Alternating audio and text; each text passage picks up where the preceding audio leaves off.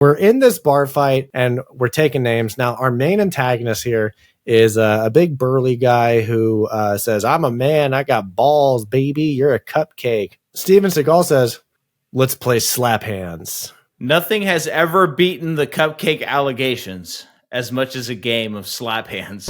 In this scene, Steven Seagal slaps the hands, and then that means he gets a free punch of the guy. Gotta be quick. You gotta be quick. Why don't you just take your best shot, pal? And then so he does it once, punch. He does it twice, punch. Nick, on the third one, he slaps his hands, and then he surprises this big burly man with a 3 punch. So it's been 1 punch for every slap. With the combo, dude. And then so Steven Seagal looks at the guy and says, what does it take to change the essence of a man? Best quote of the film. And this guy is psychologically broken after this question. What does it take? What does it take to change the essence of a man? I need time to change.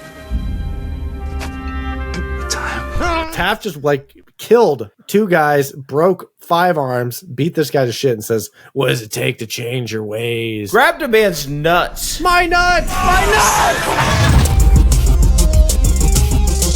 nuts! Hey, what's poppin', Colonels? It is Papa Popcorn, ready to crack some kernels and maybe some limbs this week, because I'm feeling violent. I feel like the territory I am on is quite lethal. It is dangerous. It's violent. It's going to get weird, and it's going to get Seagal-y. I am one of your hosts. My name is James. People call me the maestro of the microwave, Mr. Popcorn, Captain Pop, Jimmy Crack Corn. If you can't understand where I'm coming from, I love movies. I love popcorn. I love concession stand snacks. And right there with me, snacking, macking, watching movies, and feeling groovy is my best friend, Nicholas Jerry Justice, a.k.a. the Corn Dog himself. He is sticked up, bricked up, battered, live, and fried, and he's here.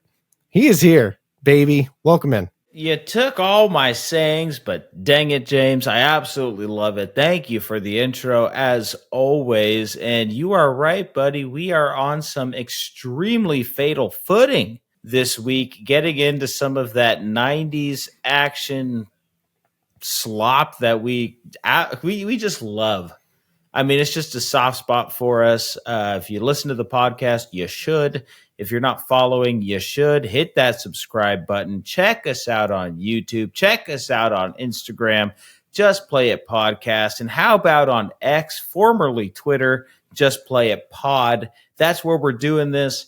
Check us out because we love these things. We've done the Escape From series, New York, LA. We've done a lot of these 90s movies that... Volcano, Harley Davidson, The Marlboro Man. These are the types of movies we're watching this week that are part of the reason we started this podcast. These forgotten movies, these movies where you go, wait, they made that?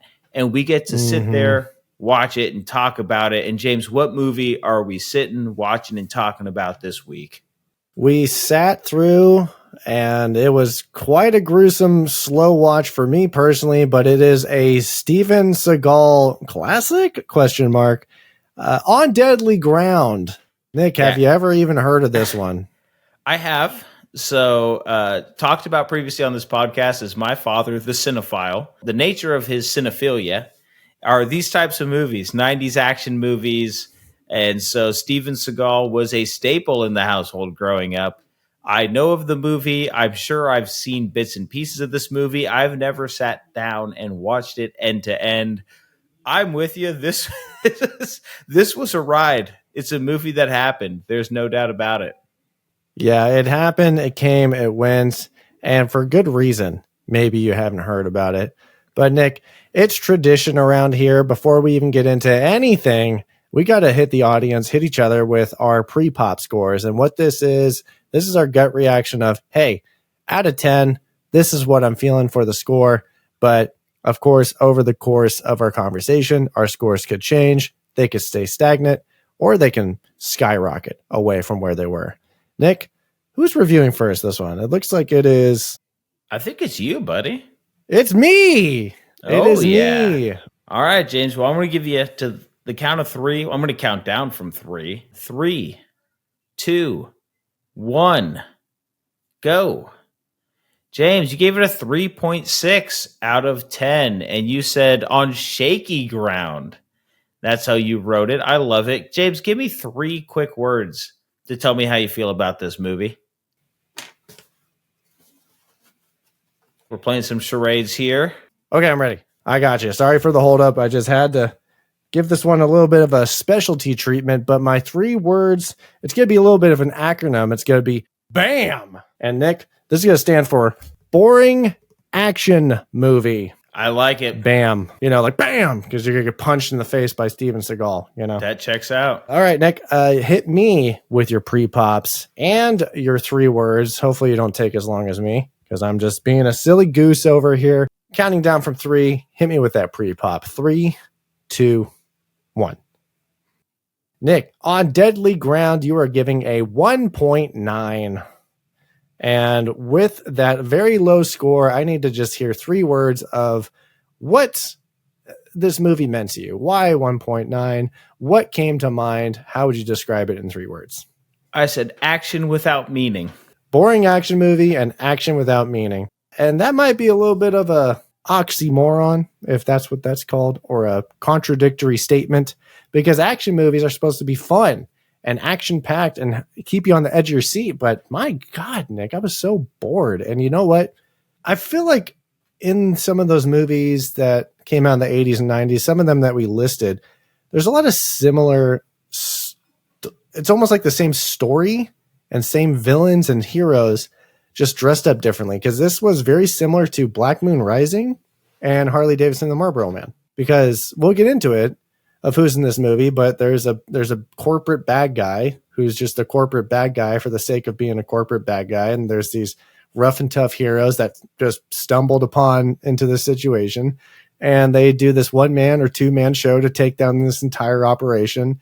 And there might be like a high rise involved, or there might be just goons and just like, banks, oil companies, car people, just like they have like infinite resources for guns and henchmen, and these just rough and tough randos can take them down. The 90s action movies were very much a Mad Libs of action movies, where it's like insert industry here, insert hero background here, insert villain here, and print it. Print the script, make the movie. And yeah, you had you had a main character who had this background, who was wronged by this big evil executive, and now he's going to run a 1-man operation to take revenge.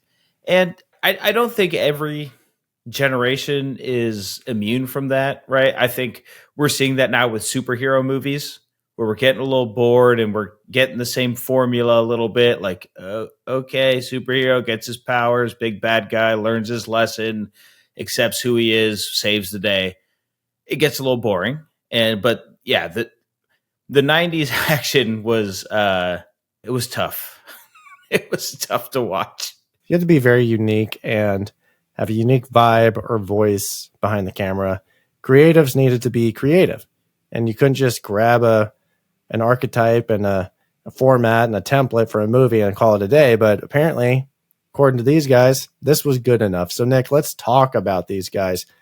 Who is, unfortunately for everybody involved, in the director's chair of this one? Yeah, so if you know the movie, you know who stars in it, but did you know that it was also directed by one Mr. Steven Seagal? I saw Steven Seagal in the front of the credits about 3 times, and that got me worried. And then I saw that it was directed by him, and I said, oh, okay. Because it said like a Seagal / somebody film produced by Steven Seagal, starring Steven Seagal, directed by Steven Seagal. And I was like, oh no. Who's penning this movie, Nick? James, this is written by Ed Horowitz and Robin U. Russin. Robin U. Russin. And Robin? Nick, I found something on Reddit, and I feel like this might be Robin U. Russin that this person on Reddit is referring to, because I was just looking up, I tried to find why this movie was made, how it got made, my typical research. On one of the Reddit threads I found, it was some guy named JMike87. He says, fun fact, my screenwriting mentor in college wrote this movie. He told me when he wrote it, it was a smart, thought-provoking, ecological thriller/drama. The producers wanted Seagal to star and asked him to write a couple of action sequences, but swore it would still stay a smart thriller. Then Seagal decided to direct the movie, took over the script, and turned it into the dumpster fire that it is today.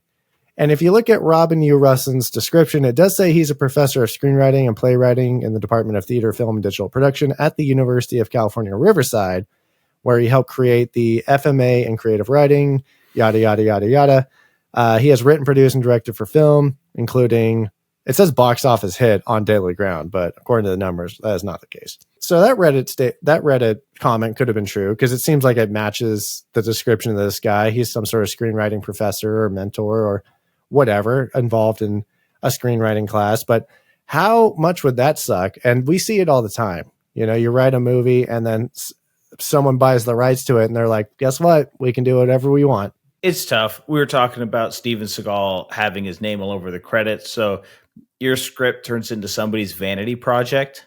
That would be a really tough deal. Knowing that Steven Seagal got a hold of it, and I feel like that would be one of the actors that you wouldn't want your script being taken over by. You're being very generous with the word actor there. A guy who's on film, I guess. A guy who's in front of the camera. The lightest definition of actor. And like we said, Nick, this movie is going to go ahead and star Steven Seagal. It's also going to star a heavy hitter in this cast, Michael Caine. Love Michael Caine. First time appearance on the show. When I think of Michael Caine, I immediately think of Nigel Powers from Austin Powers Goldmember. And of course, he is heavily involved in a lot of Christopher Nolan projects. Of course, he is our Alfred in the Dark Knight trilogy. Very great actor. Sucks he was put in this movie. Great actor. Love Michael Caine. There's countless Michael Caine films I love. You'd be surprised at how many stinkers this man has been in. There was a part in his career early on where he just wouldn't say no to a movie. And he'll show up in some absolute terrible movies. You're like, Michael Caine, really? Young Michael Caine is not the respected Michael Caine we know and love today. There was a point in time where he was just yes, yes, yes. Hey man, I respect it. He's like Kevin Durant. He's good at what he does, and he just wants to hoop. I'll play on the Olympic team all the time. I'll go to this team. I'll go to this team. I'll play pickup in the middle of the outdoors. You know, Michael Caine, the Kevin Durant of actors. It's also going to go ahead and star Joan Chen, John C. McGinley, who is Dr. Cox from Scrubs, and a military guy that you probably see in a lot of movies, and he plays a military guy. This would be Ronald Lee Ermey. So, Nick, I tried to see if there was any friends of the show. Of course, we get to add Michael Caine and John C. McGinley, and unfortunately Steven Seagal as a friend of the show on this one, because as is tradition, when we watch you in a movie and you are featured in that movie, you are quote unquote a friend of the show. Nick, I actually did find one friend of the show. We have John Treadell in here. He plays Johnny Redfeather. I forget who he is in the movie, but he was actually Randy in Smoke Signals. Do you remember the radio announcer guy in the beginning? He's like, hey, really good day to be indigenous. The weather looks fair out there. Traffic is killer. Remember that guy? One truck drove by this morning. Yeah, of course. Yeah, Randy from Smoke Signals. Friend of the show. All right, Nick. Budget, money talks, and bullshit walks. Where are we at on this one? It does. We had an estimated budget here of $50 million. Unfortunately, no delivery here. Box office worldwide reported via IMDb at $38.5 million. No international money. All reported was domestic. Not shocked. Even though Steven Seagal likes to think he's an international superstar because of all of his heritages. This was all domestic, 38.5. We lost 11.5 million on this one, probably more. Yeah, and it's weird because when I go on Wikipedia, it says that the gross was 78.1 million. And then it just leads me to an article that says top 100 grossers worldwide, 93 to 94, Variety. But if I click on that, it just leads me to the Variety Wikipedia page. So I can't verify that. So we have to go by IMDb standards. That was the original number I saw, too. I had 78, and then the more research I did, I couldn't verify anything. So I went with IMDb. I mean, if we can't verify you, then we're not going to call you out as truth. So sorry, this shit bombed. Honestly, even if it was 78, I mean, that's still, regardless, it's not a well-received film. Yeah, and we've learned that even if you break even, that's not necessarily a profit for a studio at times. So not even close, yeah. Nick, before we even get into this movie, I got to make a special announcement. We have a groundbreaking episode here, ladies and gentlemen. We are about to have our very first guest on the podcast. He is an industry professional, and he actually worked on this movie. So Stay tuned for that. It's going to be a nice surprise. We're very excited to talk to our very first guest of Just Play It Podcast. But Nick, before we get into the plot, I need to pop the corn and just say Steven Seagal sucks. This guy is like the Randy Quaid of season 3 for Just Play It Podcast. I'm into that comparison. I mean, you know, Randy Quaid was residential crazy unk of the show in year 1, and we haven't had a crazy degenerate of the show until Steven Seagal. Nick, just some quick facts from you. What do you know about this guy? Because I'm going to go into some specifics of why he sucks, and specifically related to this movie. A lot of wives going on. I know that he has claimed some insane ancestries that just do not map, along Russian, Mongolian, Irish, Italian, I think Asian at one point, said his family's from Texas. I mean, I think one of his family members is from Russia, or like maybe the lineage is from there, but like he just claims so much. Russian-Serbian. He's Russian-Serbian. That's the best I know of him. He's not Russian-Mongolian? That's what he told me. He says his grandma looks Mongolian. He has a weird fetish for like Native American and Asian culture, and I feel like he tries to immerse himself in that almost to the point of going yellow face, red face on us, where he just has like an identity crisis, and he actually goes through different accents sometimes. One of those guys. He reminds me of the, no offense to the crew if you're a listener, but the anime nerds who like have Japanese samurai swords and identify with Japanese culture, and they'll use any excuse. If you get like a 0.5% on your 23andMe that says Asian, you say you're Japanese because you want to be part of that culture. And for Steven Seagal, it's you've made so many movies that put you there that it's good for your brand. It's weird. Mm-hmm. It's kind of gross. But yeah, so the ancestry part, and then martial arts skills.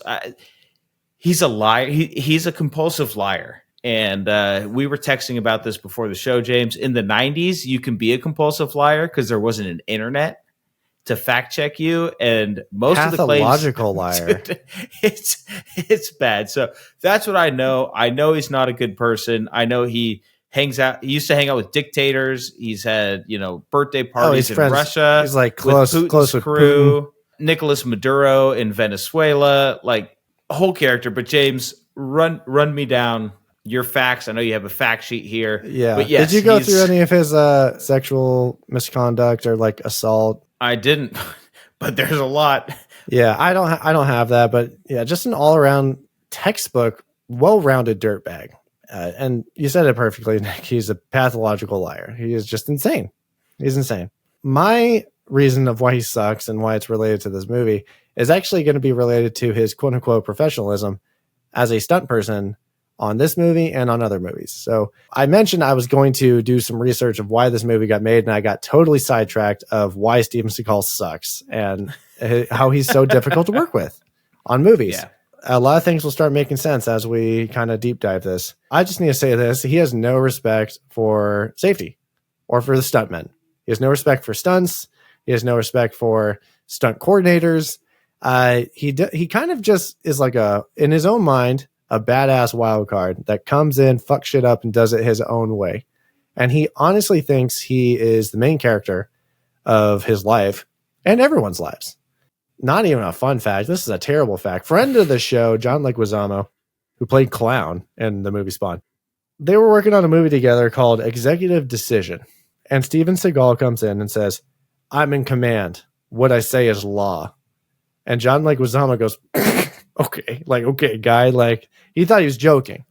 And Steven Seagal takes this as the biggest sign of disrespect and slams John Leguizamo into a wall and knocks the wind out of him. So he physically assaults the guy.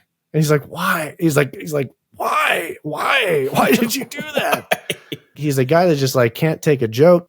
He takes everything too serious, and his ego is just massive. And he's not only just violent off camera, he's violent on camera. Because Nick, this guy just smacks people up. He starts hitting stuntmen for realsies during shoots. I even heard from multiple stunt people that he would just kick them in the nuts and see if they were wearing a cup. Just to like see, just keep on their toes. I don't know who does that. But Nick, we do have another incident with another friend of the show, also from the movie Spawn. That's going to be Michael Jai White. Oh, as we know, he is a very successful and respected martial artist who is also an actor. Steven Seagal is a black belt in Aikido, which to a lot of martial arts professionals, they kind of question, like, is that really martial arts? Is that really even helpful?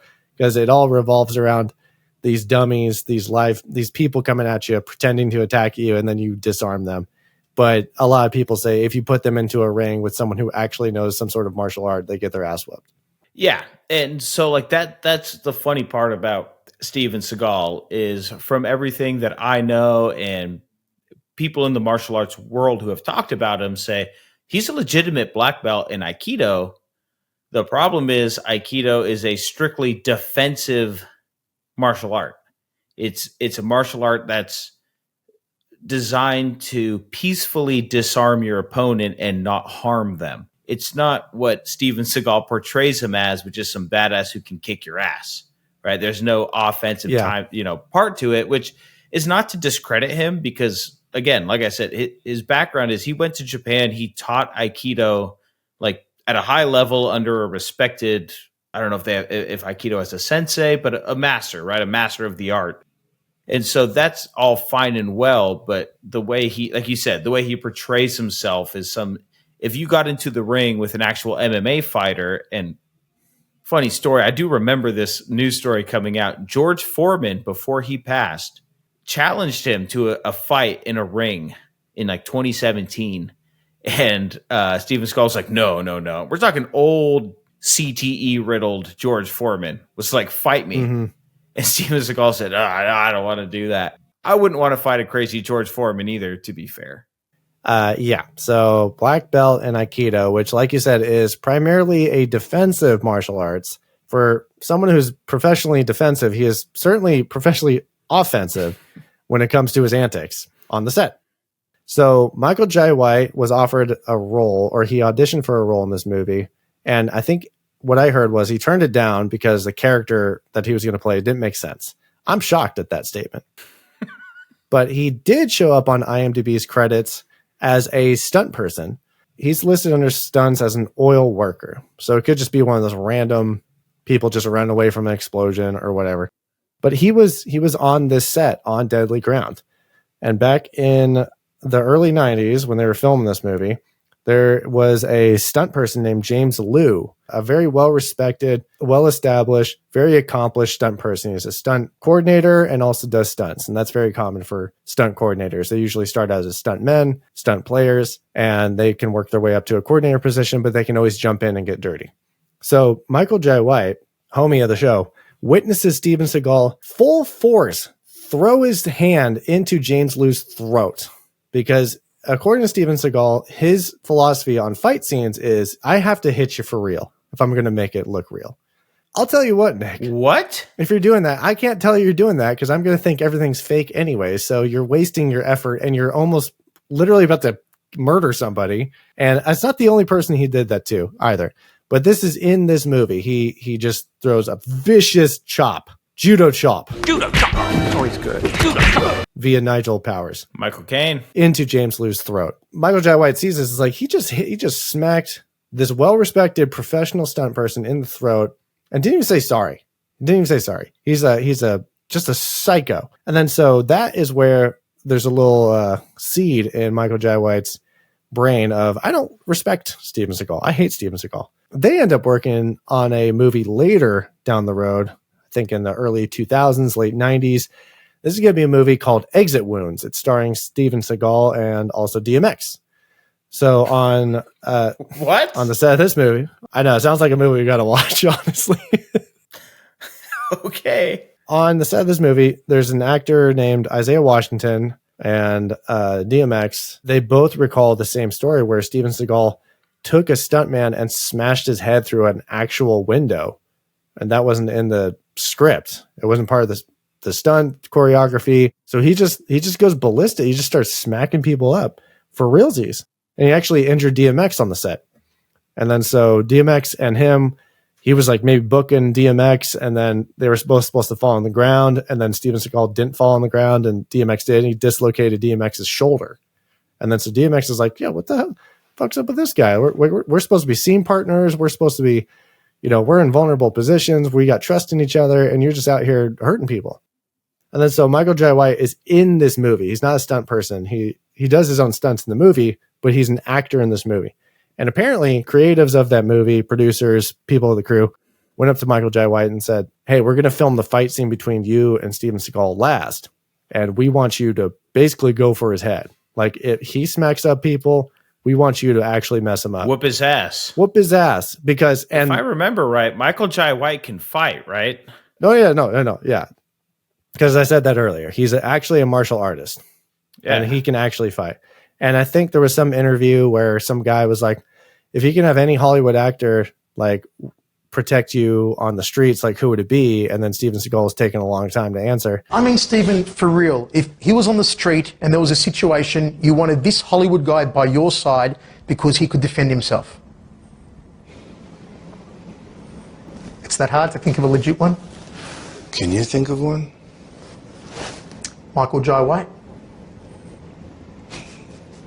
Can I laugh in your face? Really? Yes. So there's beef. They hate each other, and the disconnect and the tension is electric on the set. And there's producers and people coming up to Michael Jai White and say, hey, we're filming the scene last, so if you accidentally knock out his teeth or whoop his ass, we can finish the movie with a stunt double. We're giving you full permission to go for this guy's head. Whoop this guy's ass, please. I was basically on set for another darn near month with only one scene to shoot. It was just the final fight scene with Steven Seagal and I. And I kept going, well, when are we going to shoot this thing? Why am I just hanging around Toronto?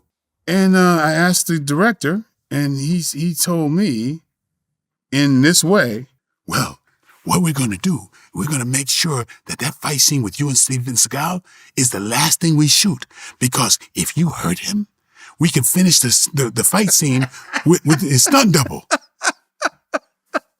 And I'm like, really? Are you serious? Yeah, because if you like really fuck him up, we don't need him around. And I was like, you're trying to get me to hurt Steven Seagal. And what kind of shit is that? Like, and then I went to the producer, asked him, I said, Andre just told me that he's trying to get the fight scene with Seagal and I at the end. Is this true? Same thing. He's like, you know what? If you really like punch him in the face or you knock his teeth out, we won't need him. We can finish it with the stunt double. I'm like, holy shit. These grown ass men are trying to set up Steven Seagal to get beat up. I mean, that's not a heroic thing whatsoever. I know everybody wanted to see him get hurt. Well, because he had a history of hurting yes. Stunt doubles, right? Yeah. He has a history of that. Yeah. And on set, he knows, like I said before, he knows who to do that with. But me, I think that's some chicken shit stuff to hit anybody, right? Including me. I would never do that to somebody. Wild. Like a studio production, industry professionals are saying, yeah, you should do that. I hate bullies, and I'm not going to be one. Steven Seagal is not a fighter, okay? I would never do that to any person. I don't care if it's Steven Seagal or whatever, even if you feel like you deserve that. That's not me. Even though he had the green light, hates this guy, he's got respect for, violence. And you can't just like hurt people and be all irresponsible with safety. So yeah, apparently Steven Seagal, not safe to be around on set. And apparently he doesn't want to do any running for an action star, and he can only hurt people, never get hurt. I think there was a movie that was supposed to be with him and I believe Chuck Norris, where they were both, right? All the martial artists of that time were like, I'll be in the movie. I just don't want to be the loser. And so they were trying to come up with these situations where, oh, this guy got an unfair upper hand and won, or we both won, or we knocked each other out, right? Like the Rocky Apollo Creed kind of thing. Right? Oh, we knock each other out, freeze frame it, whatever. And I think the big reason Steven Seagal never did movies with the other big martial artists of that time, famously Chuck Norris and Bruce Lee did do a few scenes together, like martial arts scenes together. So the reason Steven Seagal didn't was because of that reason, right? He couldn't lose. I'm going to put a pin in that, by the way. I'm going to bring that up later, by the way. Yeah, martial arts were a big part of the mid to late 90s in those movies, and there was a handful of martial arts guys, and Steven Seagal was always the odd man out, where he would just only do his own movies. And a lot of what you're saying here makes a lot of sense to me, where he had these rules about, I won't run, I won't get hit, I'm not going to lose. He's like DJ Khaled in a sense. That makes a lot of sense. That is okay. Michael Caine is the Kevin Durant of actors, and Steven Seagal is the DJ Khaled of actors. Yeah, I can believe it, and that also informs a lot of what this movie's going to be about. When you have a guy with that kind of ego, directing, starring, producing, this is the kind of person we're talking about. So all of that information about Steven Seagal, keep that in the back of your mind as we're going through this film. And it's going to make a lot more sense. Moral of the story is we probably are going to have to watch the movie Exit Wounds with Steven Seagal, DMX, and Michael Jai White. They all have names like that. It's like Burning Fire and On Deadly Ground and Executive Decision.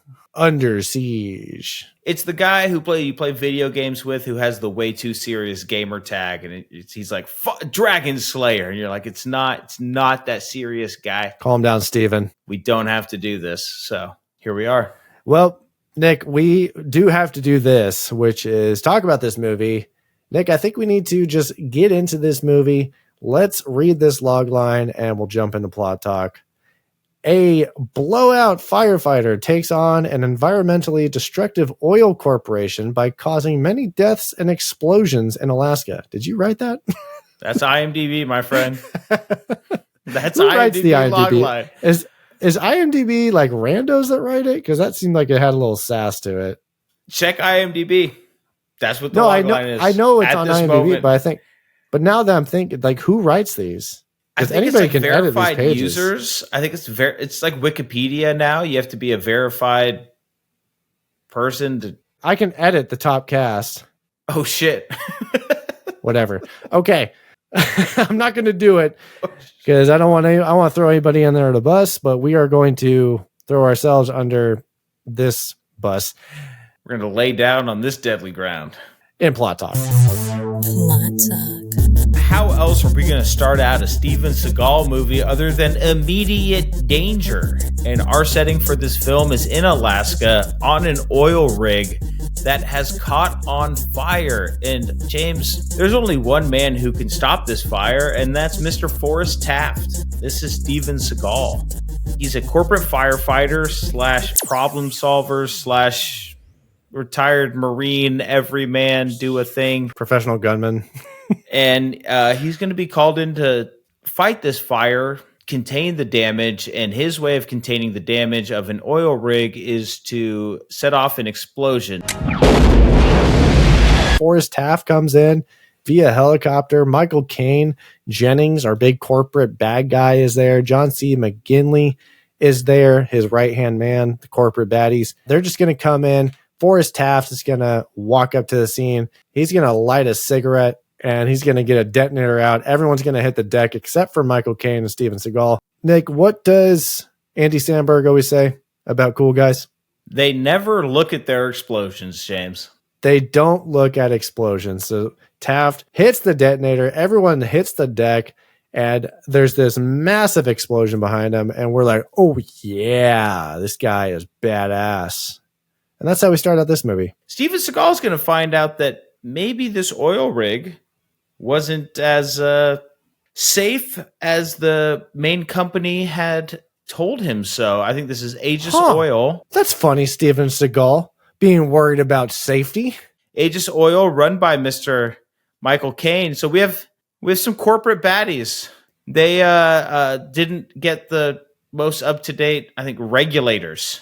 That was just the thing. It wasn't any specific equipment. Those are out-of-date regulators. So the regulators are bad. And Steven Seagal is thinking, I don't like that. But Mr. Michael Caine in this movie, who is CEO of Aegis Oil, Jennings, says, well, this is the way it is. And also, you blew up the evidence, idiot. So what are we going to do about it? And we're like, okay, Jennings is evil. Michael Caine is bad.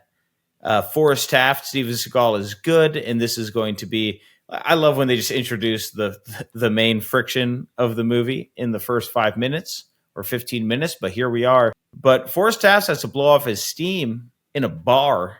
And James, this might be my favorite scene of the movie. So we have Forrest Taft, Mr. Steven Seagal, sitting in a bar, and we're introduced to some character. I forget his name. He's an oil rig worker. He has no respect for Steven Seagal, who just put out this large oil rig fire. Doesn't even seem to know who he is. Regardless, this guy is just as racist as they come. Pushes down our Native American friend, calls him names. Steven Seagal doesn't like that. And of course, we have to get the classic scene. This guy looks at Steven Seagal, who's staring at him, and gives him the, "Hey, cupcake, what the fuck you think you're looking at?" Steven Seagal stands up, walks up to the guy, walks right by him, and just goes sits at the corner of the bar. The climax of this is he just changes seats in the bar. He just needed to switch seats to see if it was actually racism going on. Maybe it was bad lighting wherever he was sitting. Didn't have a good perspective. That doesn't last very long because this guy is not going to stop his antics. Piece of shit. And Steven Seagal, the good man that he is, Forrest Taft, is going to have to put a stop to all of this, and this one man and his crew in particular. So we got a bar fight, James. We're about to get a classic 1v8 bar fight scene. Steven Seagal in this fight scene goes nuts, literally, because he ends up grabbing a man's nuts. And Nick, as Steven Seagal grabs this man's nuts and flips him upside down by his nuts, what does this guy say in this moment? My nuts! My nuts! My nuts! Very violently. Question. Better nut grab, this movie or the nut grabber from Planes, Trains, and Automobiles? Or Big John Studd from Harley Davidson and the Marlboro Man. That was a good nut grab, too. We might need to have best nut grabber as a category. Okay, before Planes, Trains, we didn't see a lot of nut grabs, and we're like, oh my God, who would do that? Apparently everybody in the 90s. This was a 90s move. Steven Seagal, Big John Studd, and the sack grabber. A lot of legendary sack grabs going on. But yeah, just the my nuts line. What a hoot. What a holler. That was hilarious. But Taft is whooping ass. He grabs a lasso off the wall in this Cracker Barrel type bar. Nick, you mentioned it off the pod. That lasso is stiff as a rock. It's a hula hoop. There's no bend. This lasso is more deadly in his hands than the gun in a regular person's hands. I mean, it looked like a plastic lasso. It looked like the lasso you get from the Toy Story Woody action figure. It's wild. Just like Taft's fight maneuvers, because Nick, I saw this hilarious comment on Reddit, again, trying to research why did this movie get made, but instead I just found funny people's comments. This person named Corrosive Knight said, hey, I saw this in theaters when it came out, and me and my friend were bored to tears. That is, until we realized in every one of the fights presented, our hero not so much once receives any hit at all, like no one touches him. We started watching the fights more closely, laughing each time one ended and he remained untouched, laughing at the absurdity of it all at the very end. On that Michael J. White, Steven Seagal drama research I did, some guy was breaking down the drama, and he mentioned this. I could not verify this, but he did mention this. He said that Steven Seagal, through Warner Brothers, had a no-hit clause in his contracts, where that meant he could not be hit, and he could not be seen as receiving a punch or receiving hits. And it goes to that thing I pinned that we were talking about earlier, where he can do no wrong. He's always right. He's never making the wrong moves. And I didn't want to put myself through this movie twice, but yeah, I don't recall him taking any punches. He only deals the blows. Yeah, and breaks a lot of arms. I think I sent that to you in a text. The rest of this guy has snapped about 15 ulnas. He's omniscient. He's omnipresent. He knows what's happening at all points in time in this bar fight, and no one lands a blow on him. It is insanity. He's the best. And Nick, that's going to relate to the best person on this podcast, because Nick, guess what? It is now time to bring in our special guest. Ladies and gentlemen, welcome in industry professional and my father-in-law, Mark Boucher. Mark, welcome in. I'll add in a little fake clap effect. Thanks for having me, guys. Absolutely. How does it feel being the very first guest of the Just Play It podcast? I feel good. It feels like a privilege. Thank you for having me. Absolutely. Happy to have you. So, Mark, you have been in the movie business for a long time. How long have you been in the movie business, and what is your primary line of work? I was kind of brought in at birth. My dad was in it all my life, and I got in 1989. I got into to my union, Local 44, and I'm a set dresser. I work in the art department and set decoration. Sometimes I'm a lead man or a gang boss, but on Deadly Ground, I was a set dresser. Wow, that's a long time in the biz. And for the simpletons, for the folks at home, for Nick, he doesn't know anything about this business. What is set decoration, and what is a gang boss? Is that something to do with Steven Seagal? Would he be a gang boss? He seems like he's violent. It sounds ominous. Say your room that you're sitting in now, like it could have been a couple blank walls, and so we would come in and put in the shelf and all the tchotchkes you have around you and make it your little. Actually, you did provide some of my background here. This is a little sneak peek into maybe next year what's going on. Right.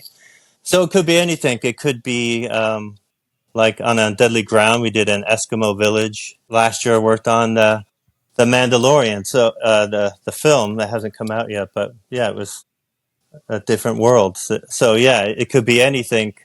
And so we bring the sets to life with the set decoration. What's the difference between construction, set decoration, and props? The art department is headed by a production designer who's in charge of the whole look of a film. And then under the production designer, there's art directors, and there's a set decorator who I work for.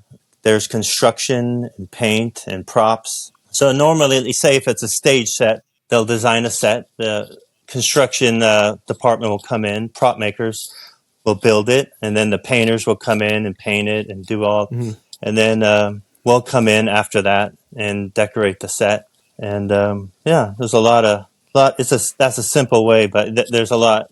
And then when they're filming, they're on set with the actors, like anything that's an action. Say if it's a gun, anything the actor uses, the props, and also on set there's an on-set dresser that represents us, that keeps the integrity of the set going. Keep those guys in line. Yeah, or when they move the camera, they'll turn it and they'll move out all the set decoration for the room, furniture, and so then when the camera turns back around, they'll redress it to the way it was, and yeah. So in Nick's room, let's say, like Nick's room is a set, construction's coming in, they're building his walls, they're doing the plaster, the drywall, the painter comes in, paints it, and then your team comes in, they put in that beautiful credenza that's behind them, maybe that posters, record player, the books, the picture, yeah. Right. If Nick were to grab that little orange toy truck and throw it at the camera, that'd be props, right? That's correct. That becomes an action prop, right? So yeah. Okay. I think we get it. That's very important, because a lot of the goofs that you see on movies are those continuities, right? The set continuities that don't make sense from one cut to the next cut, where this is missing or that's missing, or this got shifted one way from, one take to the next. Right. It's interesting. James and I were talking, and we were saying it feels like one of those roles where if it's done right, you never think of the role. Right. You never think of set decoration if it's being done well. Right. Which I'm sure you know. But when it's done poorly, you recognize it, which is one of those weird Yeah, those it's almost weird like a roles that you character have. in the show, right? A good set, and it allows the actors to do their best in the environment they should be in, right? So, and obviously there's shows that have more money than others, and there's a higher production value. But yeah, I've been lucky over the years that I've worked with good people, and you know take pride in it. So when it's bad, you can tell, right? And you may not. It Right. just in your mind, you can say We saw a that. lot. We've seen a lot of bad movies. Yeah, This movie is one of those bad movies, but the set decoration was crazy in it. I don't know. Yeah, It was absolutely amazing. I was in my 20s. I was young, and I was excited because I was going to go to Alaska. I haven't been there since, but Steven Seagal just made you not want to come back. at the time I was like, oh, this is cool. I get to work with Steven Seagal, right? A big action star of the time. I got a question about that so for set decoration, it's a little bit different than being an on-set crew because sometimes set deck is the off-production crew and they go in and they dress a set before the crew gets there. Right. A lot of times we're ahead of the production company or the shooting crew, and then we're getting the next set ready while they're filming, and then they move on, and then we come back to strike the set, take it down. Yeah, for that I was gonna say, when you're in set decoration, do you have a lot of interactions with the director? And if you did on this movie, how was Steven Seagal as a director? He seems like he was quite the fucking handful, Mark. Yeah, right. He did wear that buckskin outfit like the whole time. It didn't matter if Wait, like out of character too? Like yes, he went around town and what a fucking loser. I did ride a helicopter with him, and that's an interesting. Oh, what was that about? Do you want me to tell you the whole story? Hey, let's hear it. I hadn't watched the film since like the crew screening like 30 years ago. Smart idea. So I watched it last night. I better catch up on it. But did you finish it? I like the last that 5 minutes ago. I got to go to bed. But you almost finished it, and you had 5 minutes to go, and you're like, I don't even want to get through this. No, and I knew that he had the whole speech with the yes. with oil. I think a lot of people turned it off during that speech. They were like, okay, I think he may have gone in with good intentions. Like an example, the first scenes of the film with the oil derrick on fire. We did that in Valdez, Alaska. And how much pollution did that cause? Yeah. For 2 straight days, they had that thing going, and it was just black billowing smoke. So yeah, it's almost like we watched Free Willy, which was about, hey, let's not grab wild whales from the ocean and put them in cages and pools, and then that's what that whole movie was about. But behind the scenes, that's exactly what that actual whale was going through. Yeah. So it's tough. The scene where he has they're sitting on some caribou blankets overlooking this bay. Is this the Vision Quest? The Vision, yes. Yeah. So right before that, the set that they were at, it was like some caribou blankets, some antlers in the tree with some moss hanging and a fire going. I put all that stuff out. Well done. It was placed beautifully. But on that particular day, they flew us by helicopter from Valdez to this in Prince William Sound to this point. It was beautiful, as you saw. It was like floating icebergs and glaciers and bald eagles flying around. It was beautiful. Seagal had this Eskimo shaman that he was taking advice from. They said, all right, guys, Steven has asked us to find a spot. Mark, yes. Real quick, are you talking about in the movie there was an Eskimo shaman or off camera? Yes, I'm sorry. Off camera, he had an Eskimo shaman who was guiding him. He's wearing a buckskin suit and he's got a shaman. So yeah, he had this shaman that was like, I don't know, giving him advice. And what do I do for my next movie? Right. Yeah, right. Like, what do you call it? A tech that, technical advisor? But tech advisor, yeah. So I think he was kind of like a tech advisor for the Eskimo part of it. But anyway, so the shaman and his buddy went off for about an hour, and they came back. And my dad was working on the film too, and a couple other guys, Sam and Frank. he came back. He goes, "We found a spot. It's a spot that we think our ancestors have been before, and it's a sacred spot." Well, great. So we take our boxes of set dressing up this hill into the forest, which can't be easy. No, it was like quarter of a mile, but it wasn't that bad. It was kind of a cool.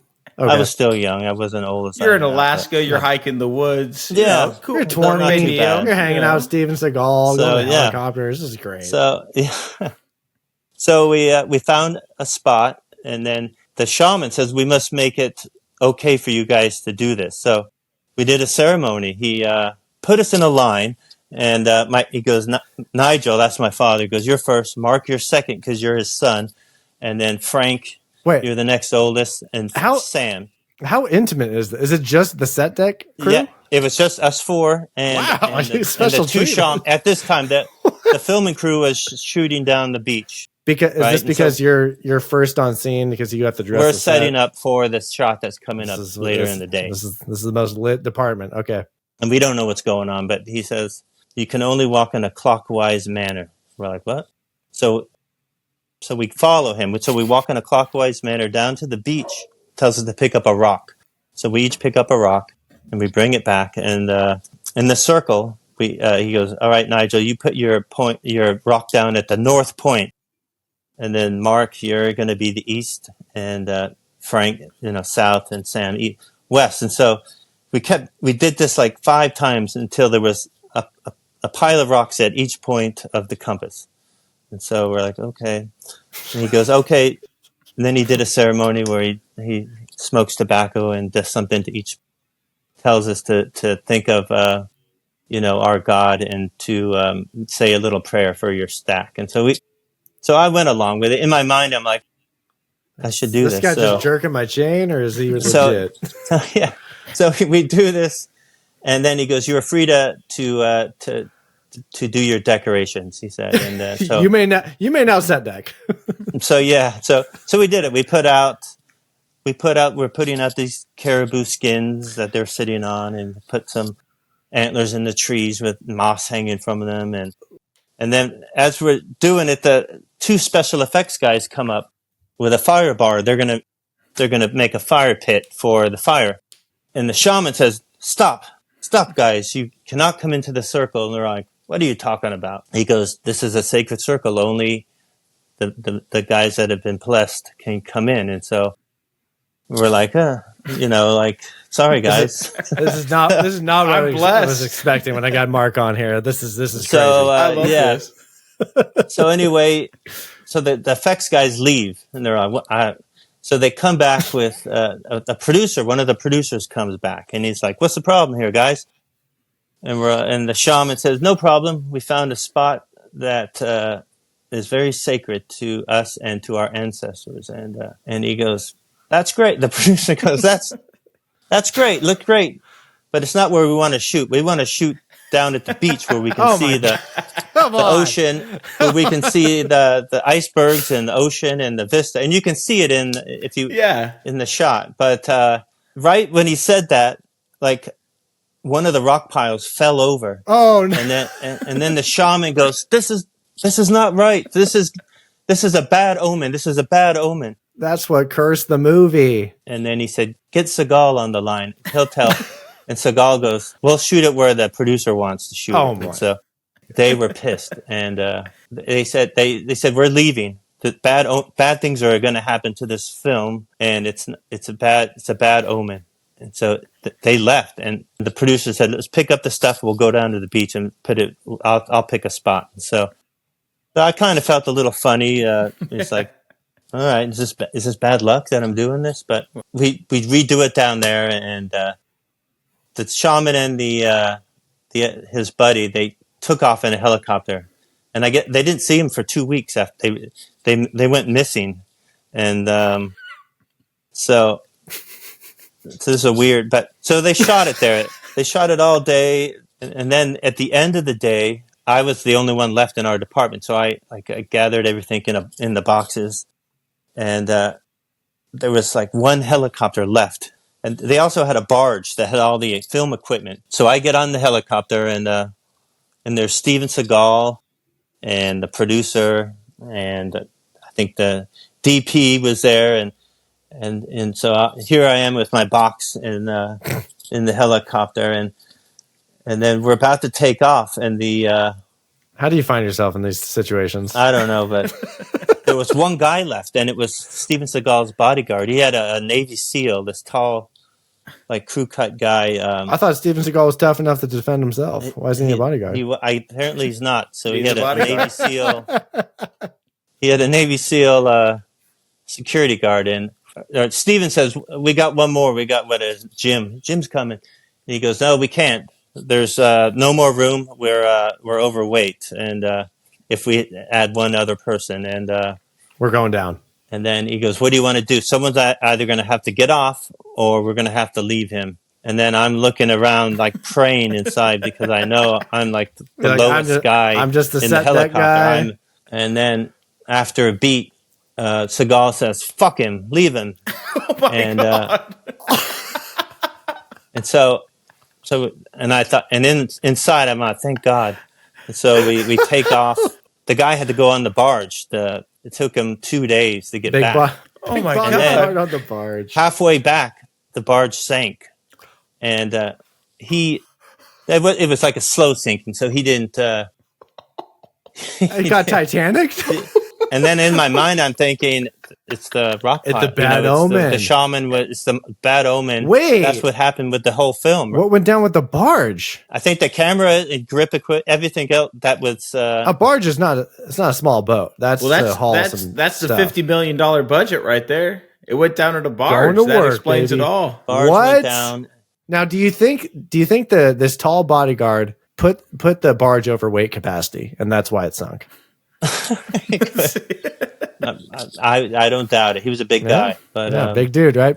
I saw him like at the catering tent like a couple days after, and I go, I was in the helicopter, and I thought they were going to kick me out for you, and he goes, "You're so lucky, man. That was the worst experience of my life."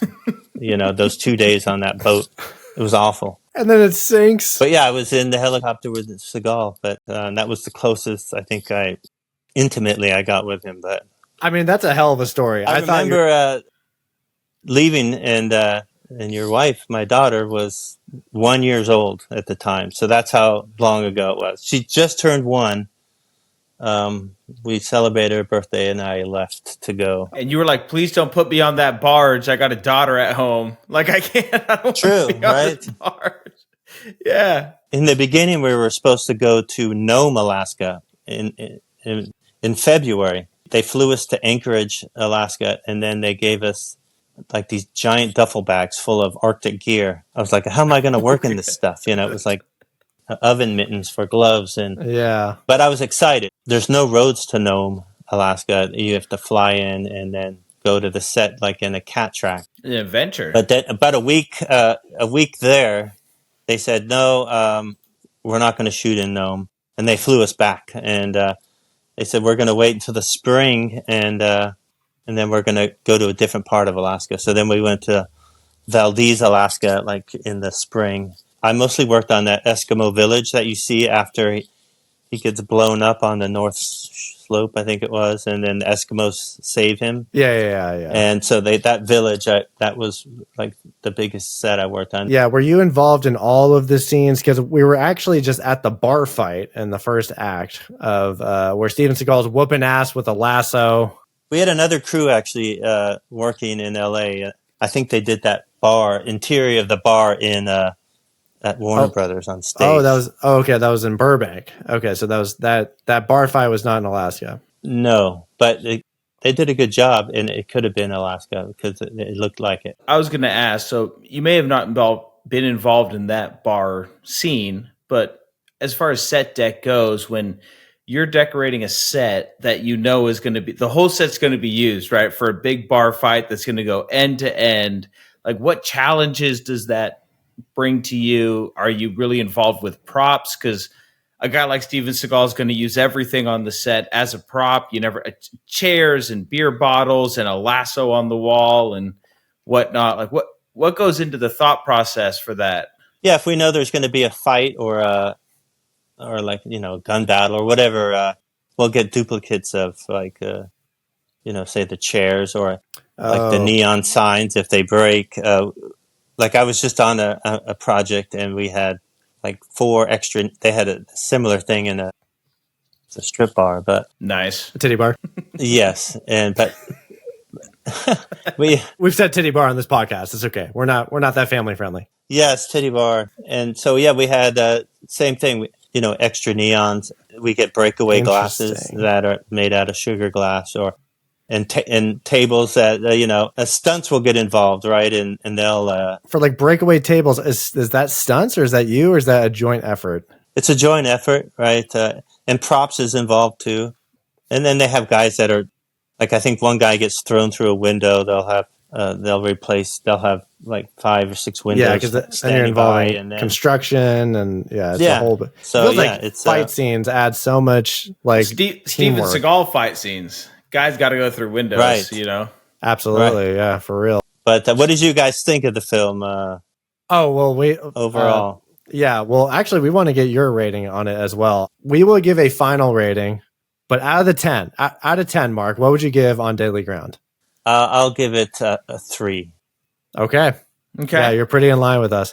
I initially I'm just throwing out 3.6. Nick, I believe, said a 1.9. At the end of this podcast, we will give a final score to this one, and it really does unravel as we go through it.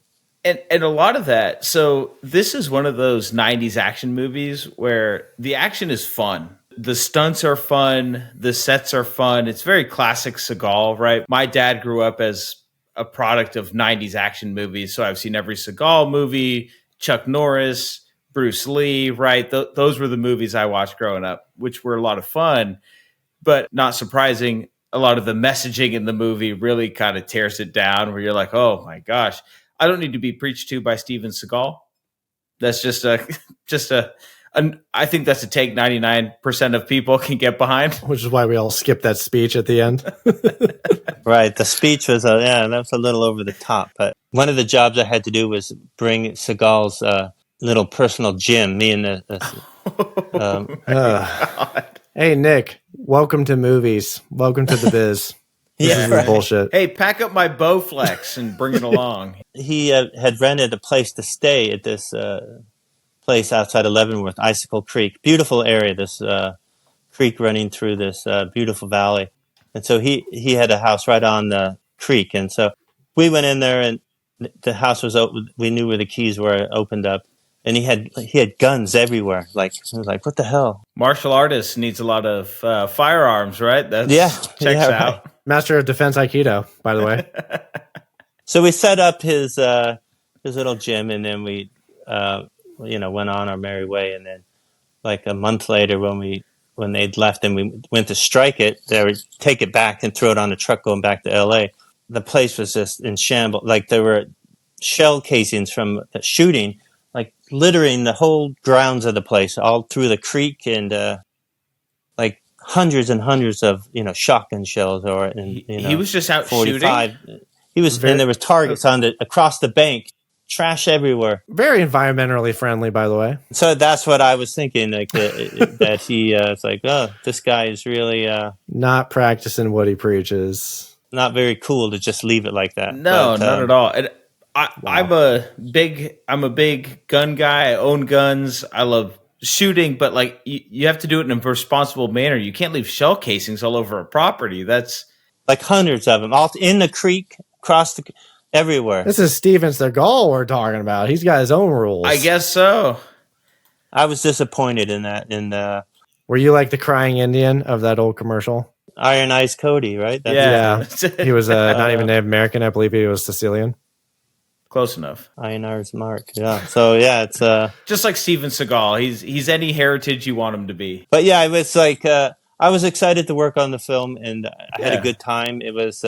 I love going on locations like that. How'd you get on it? You said your dad was on it. I actually saw your dad, Papa, in the credits. Nigel Boucher was out there. I didn't see your name in the credits. Were you too small time? Just a few films I haven't gotten credit that I was a little disappointed in, but that one I wasn't really that What film is that? What film are you like, why didn't I get a credit for this? I think the biggest one I didn't get a credit was like The Dark Knight Rises, because Oh, that's what Nick. That is one of Nick's he says that is his top trilogy of all time, and he's not going to be able to see your name in the credits. I worked really hard on that, and was in Pittsburgh, and the Christopher Nolan Dark Knight series is my favorite trilogy of all time in all of movies. I absolutely love it. I'm a big Batman guy, and that makes me love it a little less now. Honestly, that makes me that takes it down a notch. Oh no, the unthinkable. I didn't think anything could take it down, but here it is. Well, thanks. So Nigel got this movie just from being just in the business. I think he was the lead man on this one. He was the lead man, and then your dad's gonna hire you because of nepotism. You know how? Yes, I was Nepo. Yeah, Hollywood and that nepotism. I'll tell you what. Same with my wife, by the way. They talk about nepotism in acting and directing, but the real problem is nepotism in set deck. Right. Is that the real problem, Nick? Although nowadays it's not a lot of jobs, so it's dry. It's dry out there in LA, right? Yeah, a lot of shows are moving to out of state or out of country. I hear it's tough right now. It's like 50% of what it was a couple of years ago. I feel like when I joined the industry, it was like the tax incentive boom of like, hey, all these shows are coming back to Los Angeles, and then we have hella shows, and here we go, right. We're going to be crazy. And then now it seems like it's dried up and is that like a common pattern that you've noticed being in the business for so long? Like, do you see no, waves, I've never seen highs it like and this. lows? It's, really? I've never seen it's first came COVID, right? And then that was a weird deal, and it shut everything down. And then movie sets on COVID, it was wild. Yeah, it was crazy, right? Getting tested every day sometimes, and twice a day almost. Yeah. Nick, during COVID, like, you know, you have your film crew, maybe it's like 100 or so people. During COVID, there was some shoots where there was double the amount of crew because the other half of the crew were safety people for COVID. There was like runners, people doing tests, people grabbing tests, people swabbing.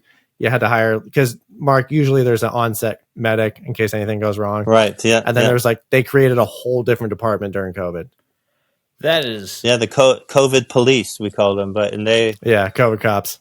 And then if someone got COVID, we're like, is the movie getting shut down? It shut the whole thing down, right? Like that was wild. Oh my gosh, that's insanity. And then after that, it got really busy because I think there hadn't been anything going, and the streamers were all going strong, right? The streaming networks and Netflix. So there was Apple. tons of work. Yeah, a lot of new people got into the unions, and it was booming.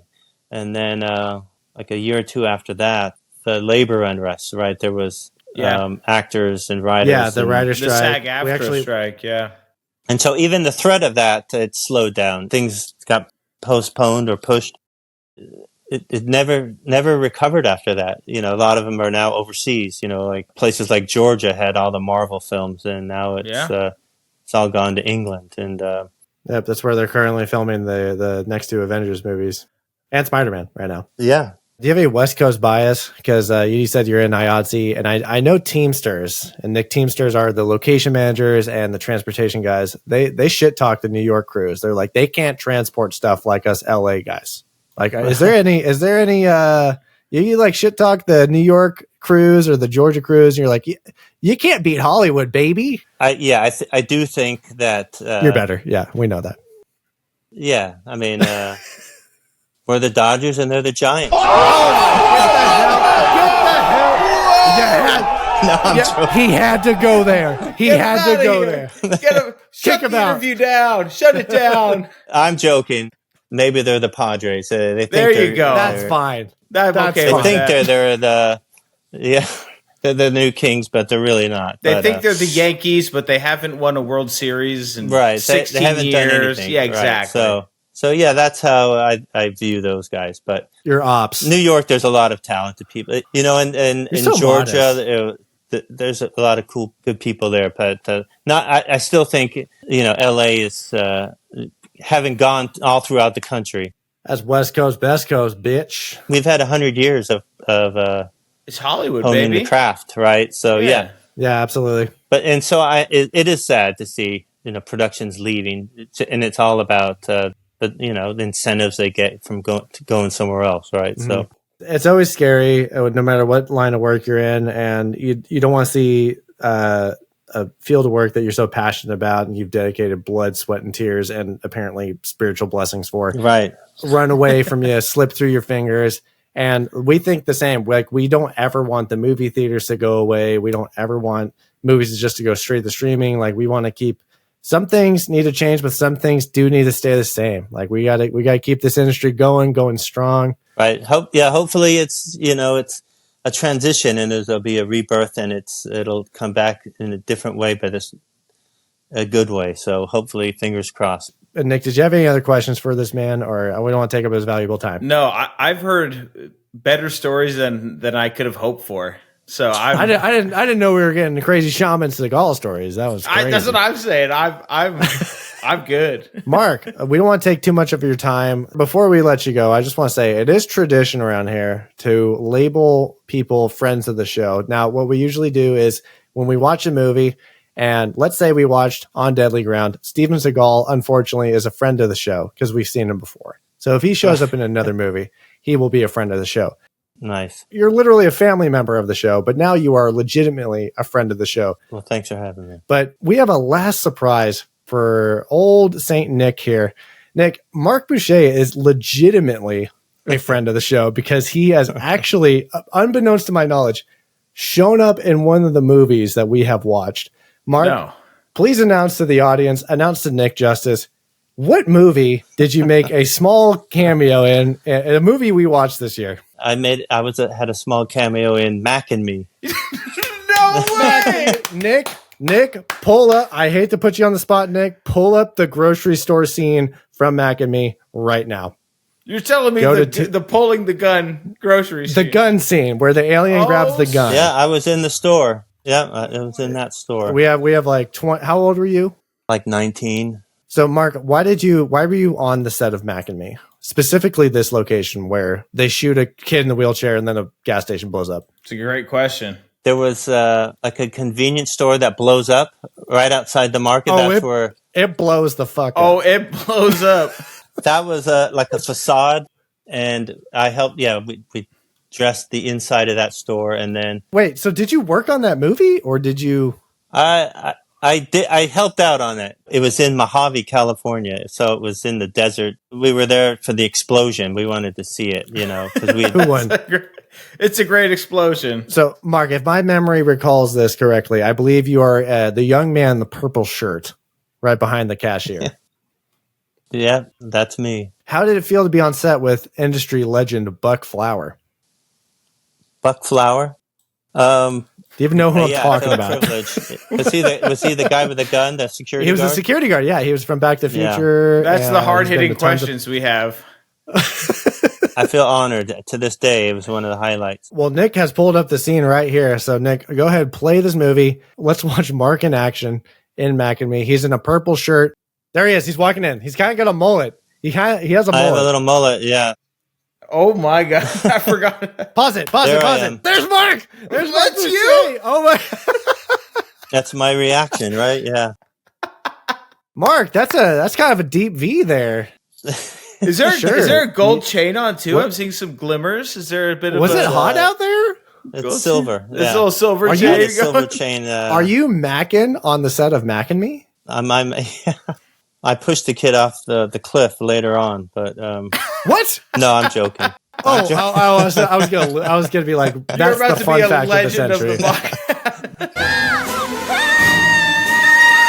You are literally canon. Friend of the show, forever. Legitimately, friend of the show. Nick. Legitimately, he is in a movie we watched. That is amazing. Oh my gosh, that is beautiful. Well, Mark, thank you so much for being on the podcast. This has been such a joy, and this will literally be the highlight of the episode. Yeah, well, maybe I'll be back on another film. I'm sorry that this is the first movie that you worked on that we're reviewing besides Mac and Me. And you're talking about it of it being a shitty one. Maybe we'll get a better one next time. I can't wait to have you on again because this has actually been such a delight. This has been wonderful. Well, thanks for having me. All right, Mark. Well, hey, get some sleep. Thank you for taking time, and we can't wait to do this again with you. Thanks, guys. Have a good one. All right, let's all give it up for our very first guest on the show. What a monumental moment. Mark Boucher, what a delight. I need more. I need more of those stories. Before we move on, I just need to know your thoughts. How much was your mind blown knowing that he was in the background of Mac and Me? That was the biggest. That was the biggest surprise you could have given to me. That was a bomb to drop. It's hard to top what he was telling us, but that was wild. That was for those listening at home. Rarely does James actually surprise me on this pod. I had zero clue that he was in Mac and Me. But even outside of that, just getting the insight, these are the things that make the movie magic so fun that I think we miss out on the whole pump them out, especially the streaming generation that we're in right now, where we're just pumping things out, throwing them out there. And it's the stories, right? We get to talk about why was this made? What was everything going on set? And I mean, that's the magic. The backstories, are almost better than the actual movies themselves. I'm so happy we were able to sit down with Mark, and he was generous enough to lend his time and his stories to us. So just big thank you to the father-in-law, Mark Boucher. What a delight. What a gentleman. What a professional. Nick, we got to get back to the movie here. We're in this bar fight. We're whooping ass. We're grabbing nuts, and we're taking names. Now, our main antagonist here is a big burly guy who says, I'm a man. I got balls, baby. You're a cupcake. Steven Seagal says, let's play slap hands. And if you don't know what that is, it's the game where you have your hands out and you're supposed to flip them over really quickly. Someone else has their hands on top of yours and you're supposed to slap them. Nothing has ever beaten the cupcake allegations as much as a game of slap hands. In this scene, Steven Seagal slaps the hands, and then that means he gets a free punch at the guy. Hey, you gotta be quick. Why don't you just take your best shot, pal?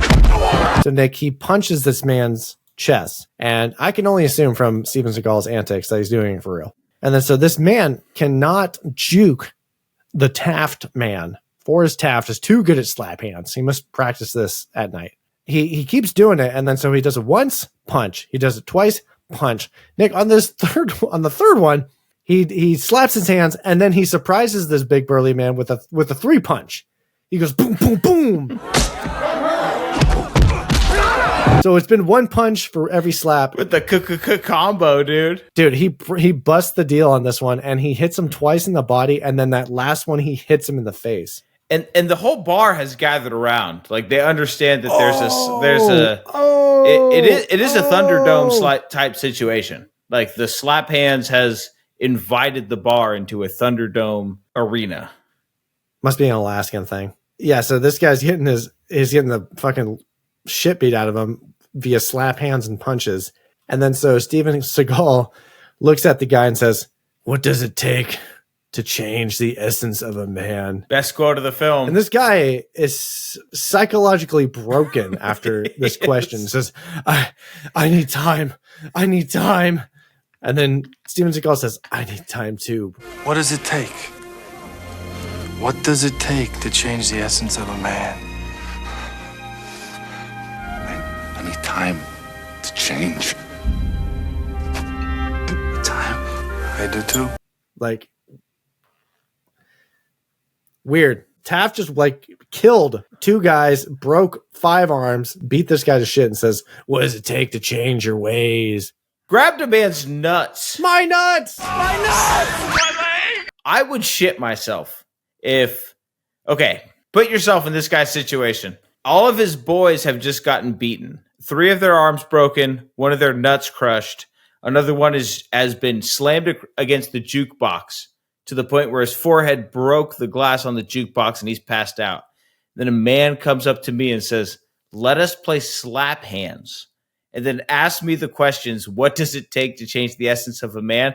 I think I'd be psychologically broken. I think that's the only logical response to the situation that Steven Seagal has put this man in the movie. Speaking of shitting yourselves, since Steven Seagal is such a tough guy, he would always kind of back down from challenges, except when he didn't. Allegedly, as legend goes, a stunt coordinator says, hey, I bet I can put you in a chokehold and make you submit and knock you out unconscious. And Steven Seagal says, bullshit, my Aikido will defend your moves. So they actually go through with it. Stunt coordinator grabs him by the neck, makes him pass out unconscious, and then Steven Seagal shat himself. He will deny this, and he says anyone who says that is a pathological liar. And I thought, my God, if that ain't the pot calling the kettle black. The blackest kettle, my goodness. Well, James, there's one thing that Steven Seagal does as Forrest Taft in this movie, and it's not be a liar, apparently, because his next move is to take down Aegis Oil, his former employer. But these are bad folks. So Michael Caine, Jennings here, our CEO of the company, he has a goon, and that goon is Magruder. Magruder! Played by one John C. McGinley. Now, I am one who, admittedly, Scrubs is one of my favorite TV shows of all time. Big Scrubs fan, so I can only see him as Dr. Cox, even in previous roles. So when he's doing his thing, I'm like, wow, Dr. Cox, this is a little out of character for you. He's going to break into our foreman, our oil rig foreman's house, Hugh. I like Hugh. Hugh's probably one of my favorite characters in the movie. He's just a hardworking oil man. Yeah, so Hugh was the guy in the beginning of the movie who was in charge of that oil rig that was on fire. And then he was complaining about faulty parts. He looks into the faulty parts and is going to report the faulty parts to the EPA. But then Aegis Oil says, nah, I'm sending in Dr. Cox and Otto to come torture you and find out where those records are so that we don't get incriminated. At one point, they get Hugh down on a table, and John C. McGinley, Magruder, is going to yell at him. It's kind of weird. He's like, we're all work for Aegis Oil, and then he's screaming, there's no I in team. T-E-A-M. I'm like, we could spell team. Also, this is a really weird thing to say that you're part of our team as you're breaking this guy's fingers. They torture the shit out of him as Magruder is ripping his house apart, taking the tray out of the oven, throwing the pots out of his kitchen, and then we end on Hugh Palmer and his face going, "Ooh-ah!" It is, quite honestly, one of the best reactions. He's just watching his house get unorganized, and he is losing it to the prospect of his oven tray. His oven tray, and he has like a turkey or chicken roaster in there getting thrown on the floor, and he is losing it. It might be the best part of the film.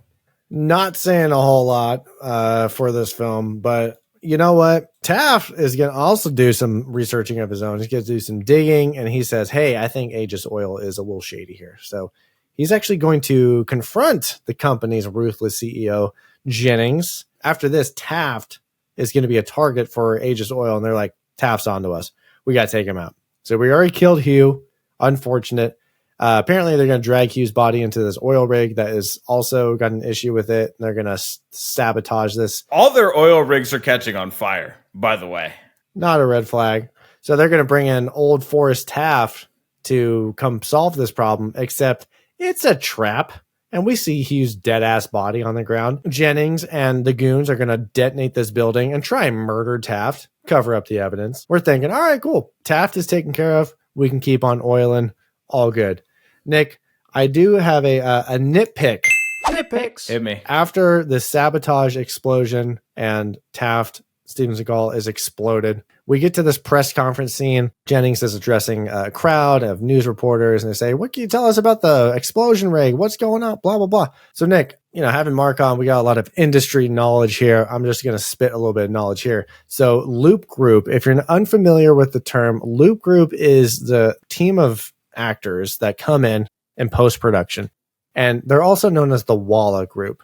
Basically, you bring a group of people into a recording booth, and they are the ambient conversations in a restaurant. They are the walla, walla, walla, walla in a news conference. Oh, gotcha. Okay. Makes sense. This ADR Loop Group is way too on the nose because, like you said, in the first 5 minutes, we know who our bad guy is and we know who our good guy is. But the ADR work and the voice lines that were added in post and the Loop Group work is a little bit too much because Jennings is addressing this and he says, the oil rig blew up in result to sabotage. And then it's not like you hear the crowd kind of mumble in like, oh, like, I don't know about this. Like you clearly hear people say, that's a crock of shit. And then Jennings says something else. Says, what a big liar. as former Aegis employees who appear to have died in the latest explosion. Forrest Taft and Hugh Palmer of destruction. It's like, okay, I don't need the on the nose lines from the Loop Group. Yeah. There's a lot of on the nose stuff in this movie. Another on the known thing is what's going to happen here to Forrest Taft. He's not dead, obviously, even though Jennings and his crew are looking for him. They blew him up in a oil explosion, and they go, well, I don't care until I see his body. If this man truly got detonated in the explosion of an oil rig, you will not have a body. But they're looking for it, but it's not there because he was rescued by a local Inuit tribe, and he's going to go on a vision quest where he fights a bear. It's a whole thing, man. And we know this vision quest does not take place at that blessed secret area that Mark got taken up to. It was at a completely different area. We have this character named Masu. This is Joan Chen, who is a love interest. I don't know. She's just like the partner that rides along with Steven Seagal in the rest of this movie at this moment. So she is the one who can translate English and native language to the chief, who is her dad. At one point, he asks her, can you ride a horse? And she goes, of course I can. I'm Native American. And I thought, wow. Of course, I'm an Indian. I can ride a horse. So, actually, that's fucking bullshit. Because if you remember that just sparked something in my mind. Last year, when we watched Indian in the Cupboard, some Indians didn't ride horses. Yeah, they don't care about this movie. They said, I'm Native American. I can ride horses. Fire Steven Seagal, ban him, boycott this movie. Yikes. Well, I'll tell you what, after this vision quest, Mr. Forrest Taft, he's reborn. He has a purpose, and that purpose is to take down Aegis Oil and Jennings and Magruder and everyone associated with all of this. It's also sparked from a Dr. Cox coming in and capping the chief. Oh, yeah, Dr. Cox comes in, murders the shit out of the chief. Shoots this nice old man who is Masu's dad, and then Steven Seagal, Forrest Taft, is like, it's straight on revenge time. And then so the tribe busts out this snowmobile that was there for emergencies only. But you guys have had this all along? For emergencies. It's an Inuit snowmobile. Of course, I'm Native American. I know how to ride a snowmobile. So they're going to ride back into civilization. Taft is going to go ahead and get some weapons, I think from Hugh's house. And then Aegis Oil is like, Taft is alive, and we need to go find him. They find the snowmobile, track him back to Hugh's house.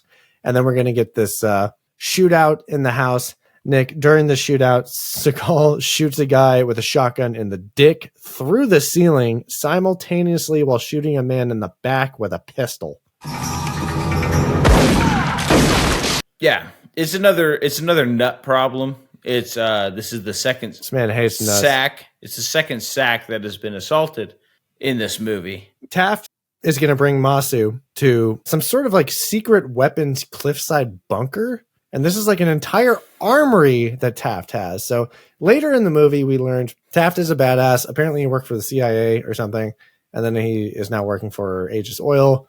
And then now he's going rogue and he's murdering thousands and taking down this corporation. But Nick, my God, this cliffside bunker scene. So he knows that some mercenaries are coming after him. So this is where we have our boy, Arlie Ermey. He's like the military mercenary lead. Billy Bob Thornton is part of this crew, and we have mercenaries hunting down Taft. So Taft knows that he's being hunted down. I don't know how he knows that he's being hunted down by a helicopter at this very precarious cliffside valley where the shot where they established this shack was like very green screeny.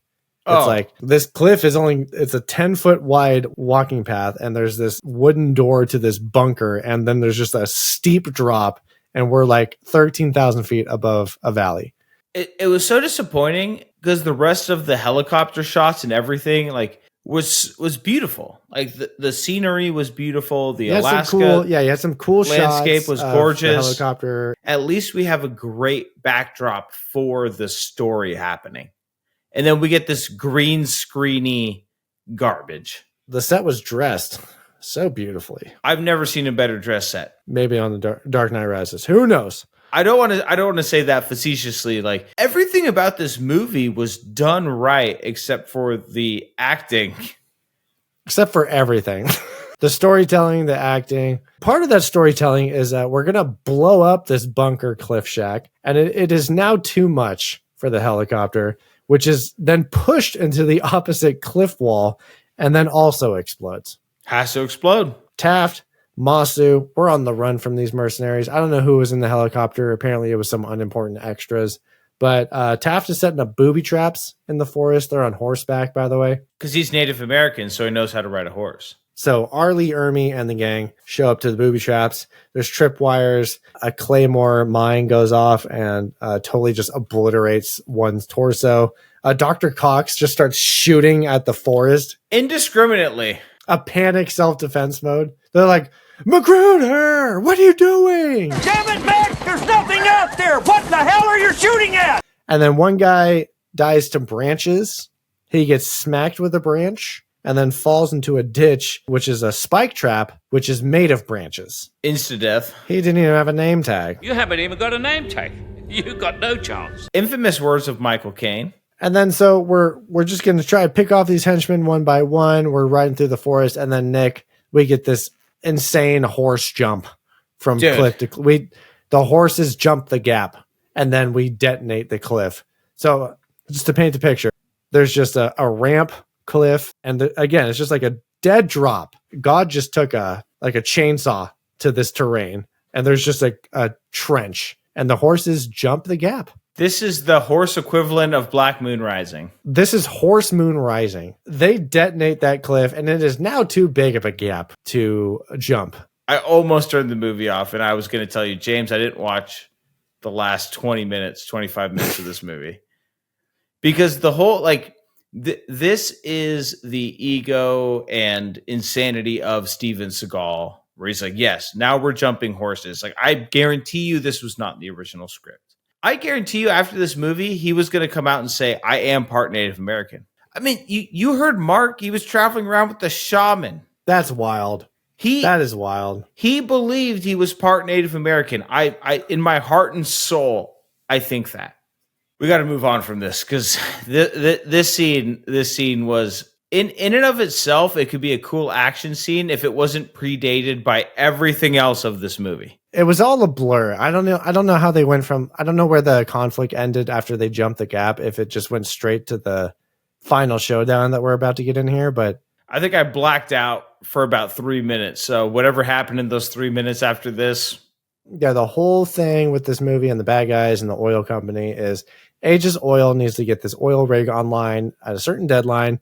Otherwise, the rights to the land are going to revert back to the Native Americans. Very related to the episode we did last time, where we make a disastrous movie just to retain the rights to characters. Who would have thought that was a bad idea? Not Aegis Oil, who's blown up about 7 of their oil facilities in the last year, but here we are. Well, Nick, one of those facilities is about to get blowed the F up because guess who's marching in with their own version of a female Tonto? It is Forrest Taft and Masu. I don't know what Masu is doing here. I think she could have stayed back with the village, took care of her family. I don't know why she's needed here. I think they just needed like a partner for Steven Seagal to have on screen. But they're going to march into this oil rig that's supposed to go online. And Nick, he stages a one-man assault on their facility, and he leaves an absolute trail of wreckage. There's a lot of fire, James. I'm just going to say that in this final scene. Apparently, Steven Seagal likes to be surrounded by fire. He likes to look like he's not affected by the fire, as we saw in the opening act. Yeah, there's a lot of explosions, a lot of people getting beat with steel pipes, and a lot of arms broken. Dr. Cox, our Magruder, is going to get his face shredded in the back of that helicopter blade. Quite brutal. Quite brutal. There's been this lady that was also on the bad guys team. We didn't really develop her at all. But I will bring up her death because it was hilarious. Because as she's driving away in some sort of SUV, she looks and sees Magruder's face getting shredded by a helicopter blade and says, "Fuck him." And then turns her head straight ahead.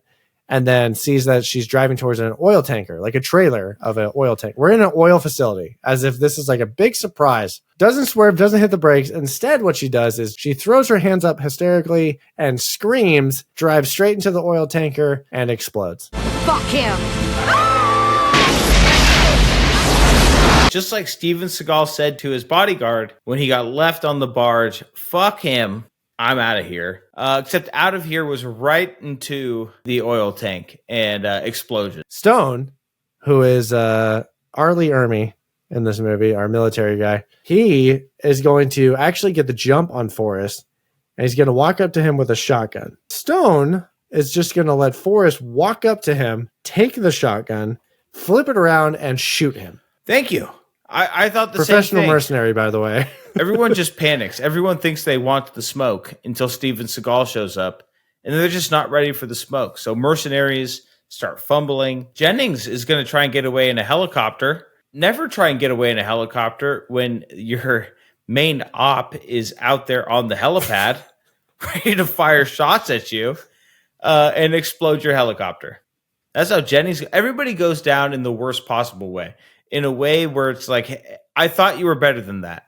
Yeah, he corners Jennings and then like lassos Jennings with a steel cable. Jennings is hung upside down by his ankle on the steel cable. And then, of course, Taft is just going to shoot the cable on the first shot, clean off, and he's going to fall to his death in some oil. The entire facility is going to blow the fuck up. And you're thinking, how much environmental damage has occurred in this siege of Aegis Oil? Taft is going to walk away, probably not looking at any explosions on his way out. We close this movie out with a weird, I call it tonal whiplash, because up to this point, we have been gruesomely murdering people. It's been sabotage, explosions, gunshots. And Nick, we hinted at it with our conversation with Mark, but how did we wrap this movie up?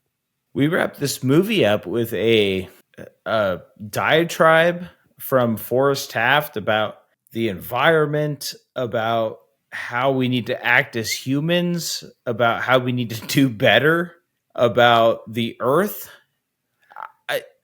We need to stop oil spills. We need to stop treating the earth badly. And they've been kind of like throwing in these little notes here and there in the script of like that whole vision quest. He met some lady and says, man has really destroyed the earth. We got to treat Mother Nature right, yada, yada, yada. And we're like, yeah, we all agree with that. But like the actions in this movie have not exemplified that at all. He has his quotes, how do you change the essence of man? He asks Jennings at one point, how much is enough? How much money is enough, right? Greed is destroying the environment. But all he's done is cause gigantic oil spills and explosions in the Alaskan wilderness. And apparently in real life too, because we sunk a barge and shot rounds off in the middle of nature. Thanks, Robert Taft. And Forrest. That is On Deadly Ground from 1994, directed by, goddammit, Steven Seagal. I said Robert Taft as if it was Robert Kraft, from owner of the New England Patriots. Also a bad person. I was wondering where they came from.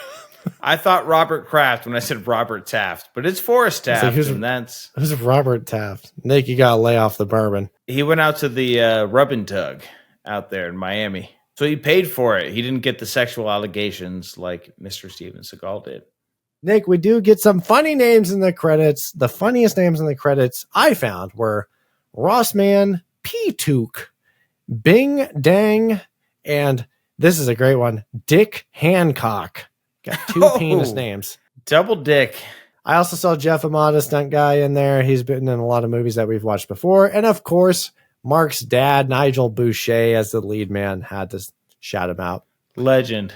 And we're going to cap this off with our awards. This is the mini pops. This is where we announce the best, the worst, the Razzies, the Oscars. And we're going to start out with the category that we always do, which is the best weapon. Nick, counting down from 3, 3, 2, 1. Nick, you said best weapon was slap hands. Hard to find anything better. And James, you said exploding bunker. You've also changed on deadly ground to on shaky ground to on shitty ground. You noticed that. Nice job. I did notice that, and I approve of it. Exploding bunker works for me, my friend. Specifically, it really fucked up that helicopter. All right, James. Well, that's our best weapon. We can't have a best weapon without a best fighter. But, James, I'm not going to have us bring up our best fighter because there's only one fighter in this movie. It's the actor who says, I can't even be hit. I'm not allowed to be hit. I have to whoop everyone's ass in this movie. It's Forrest Taft. It's Forrest Taft. Boo. Not even because he wants. It's just how the movie's written. The director said, "I'm the actor, and I whoop everyone's ass." So there's really nothing we can do about that. We are at the whim and mercy of Mr. Steven Seagal, as was everyone involved in this movie. So we are going to jump over to our next award, our MVC, our most valuable character of this movie. James, I need to see your most valuable character of this movie on the count of 3. Ready? 1, 2, 3. James, I see you said Stone, played by Mr. R. Lee Ermey. You have also changed it to on really shitty ground. You're staying sharp with that.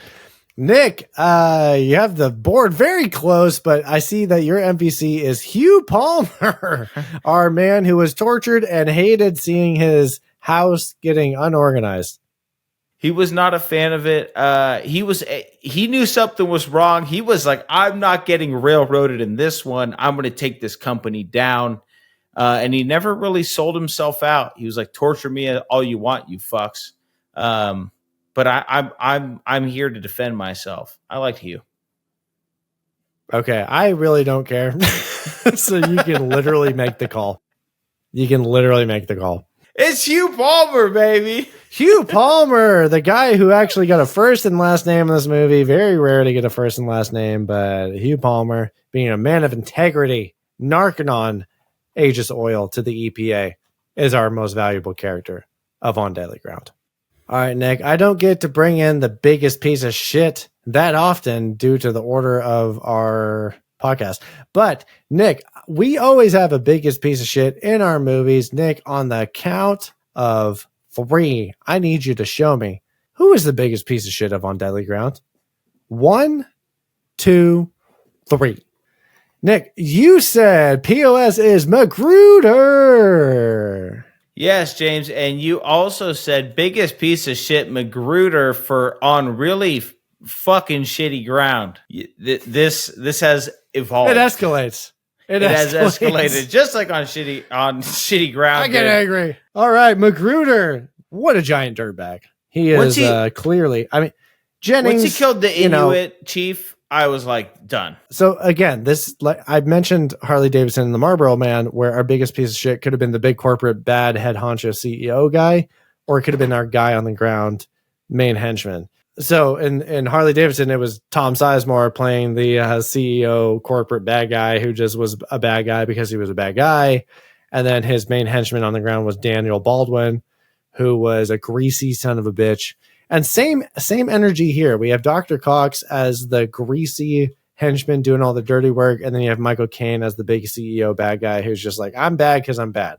And we really just kind of no depth beat that over the audience's heads. No depth. Magruder in this scenario did make a more convincing piece of shit case for him. So he is our biggest piece of shit of On Deadly Ground. Easily. What a journey this has been. We now need to wrap this boy up by getting into our final review. We're going to get there via our sarcastic selling points. Nick, I'm going to go first. Kind of hard to really nail this one down because it's so lost in its own sauce. But I said this is just a really long Save the Planet commercial with some action. I said Captain Planet knockoff saves the world by committing environmental terrorism. Final review. Fight. That's going to bring us into our final review. This is what the other guys think. And then after we get through their scores, we're going to get to our scores, our final review. And of course, the funniest review, that you found on the internet. Starting out with Rotten Tomatoes, Nick, 14% of the critics thought this was passable. Who the hell are you? Oof. Well, James, you're going to be even more surprised by the Rotten Tomatoes audience score, which is 34%. And right on brand with that is the Metacritic critics, because just a tick below, they're scoring this with a 33 out of 100, a 3.3 on the popcorn scale. Even more surprising, James, is the Metacritic people giving this a 6.0. Yikes. Yikes indeed. What the hell are we even talking about with that high score of a 6? And now for our arm snapping, nut grabbing, set dressing, shaman blessing, master of Aikido, holy Toledo, the essence of man comes down to slap hands. Brought to you by Aegis Oil from IMDb, a 4.6. On common ground, these two. Whoa. Oh, man. Really what a time to be alive. Holy Toledo. I never learned Aikido. Nick, the funniest review you found on the internets. Hit me. James, this is from user Larry Kohut on Rotten Tomatoes, and he says, On Deadly Ground is yet another action movie starring Steven Seagal. That's it. That's the review. I was waiting for more. I was like, is there a punchline coming? No, there's nothing more. It's just, it is a movie. Nick, I'm going to give you my laughable log line, my final popcorn points, and my final thoughts on this movie. It's not going to be a lot. And here we go. My laughable log line is a violent environmentalist uses environmentally unfriendly warfare to save the environment. Nick, this is a 1.2. I am lowering this from a 3.6 to a 1.2. We had an off recording conversation about how Steven Seagal might go down as the worst director of 2025 for the Just Play It podcast. Paul Haggis, he's coming for your head. And that is the same energy we're facing here with Steven Seagal. So I gave Crash 3.5. I gave On Deadly Ground a 3.6 pre-pop because we were saying, hey, if you're going to be preachy, give me some fun, campy, cheesy action. But Nick, my God, after learning about Steven Seagal and the way he mistreats sets and safety and hearing Mark's story about how he had a shaman brought on, I thought, what a nutcase. We talk about the phone test all the time. This movie did not pass the phone test. I was a borderline of like watching other content as I was watching this movie. That's how bad it got when I was watching On Deadly Ground. This is the only movie Steven Seagal has directed for a good reason. Similar to the worst movie we have reviewed so far, which is Maximum Overdrive, where Stephen King's only directing job came from that movie. He said, you know what? Maybe this line of work isn't for me. I can't really remember a whole lot from this movie besides the outrageous things that happened. A lot of difficulty watching this movie. I really just couldn't get into it. I said in the beginning, it was a boring action movie. Action movies are supposed to be fun and engaging, and even if the story's not great, at least the action's great. In this movie, I could not be any further from enjoyment. So the only reason why this doesn't dip into the zeros of I hate this movie so much and hate the creatives is because I know Mark Boucher, my father-in-law, worked on this movie. So it's going to be in the ones, but it is nothing impressive. We're just sloshing around shit below anything of a 3.0. My God, what a disaster. Nick, what do you got? Echo a lot of sentiments, but let me give you my laughable log line. I'll give you my thoughts. My log line here is an environmental terrorist takes revenge on an oil company by setting Alaska on fire. James, I pre-popped this at 1.9 and it dipped down a little bit. I'm giving it a 1.5. A lot of that, like you said, it's a little bit for Mark. I did enjoy the aesthetics of the movie. I thought Alaska was a great backdrop for this. There was a lot of times when I saw the flyovers, the helicopter shots, where I thought, that's really cool. There were some action scenes. I like explosions. I'm ugly American that way. So I do enjoy that. But my goodness, this is not a good film. It's not a good movie. There's nothing redeeming about this. The acting is bad. There's no characters or character development. Shame on you. There's no characters. Everyone just is who they are. Magruder's Magruder. You know what? Jennings is I'll Jennings. Say cheers to that. There is no characters. There's only caricatures. Yeah. Taft is Taft. Jennings is Jennings. Magruder's Magruder. Stone is Stone. Magruder. Like, everyone just is who they are. So no points there. No points for script. No points for storytelling. Mm-hmm. And this might have been in the twos if not for that fucking environmental garbage at the end that I tried to get preached to. So. That reminded me of Volcano. Remember, that was like a little fun action movie, and then all of a sudden at the end, they're like, we should stop being racist. I was like, was that a theme? Was that a thing? A whole movie? They were like, hey, we should stop destroying sacred land. It's like, you blew everything up. Stop it. So that's my 1.5. Might even be a little high. I think I just enjoyed the stories from Mark. Thank you, Mark, again for being here and giving me a little background for how the crew was actually having a good time here. But the director, awful. Lead actor, awful. Production, awful. It all falls on one man. So you tell me what that means. I'll fight you. Fuck it. And that's it. 1.5, baby. That's it. And it's going to land in the ones for us. It's a 1.35 on average from Just Play It. Mark, you were too generous giving us a 3, allegedly. But that's because we know you're a nice guy. So, Nick, that is all for this episode. We want to thank you guys for listening. Thanks for watching.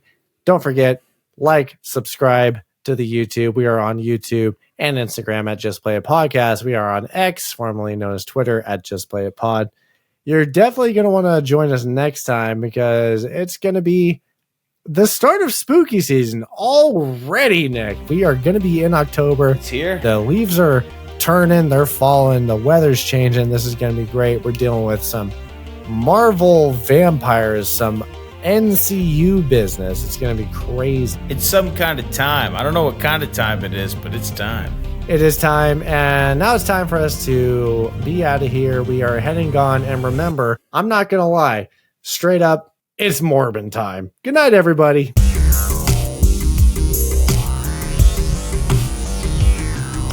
My nuts! My nuts!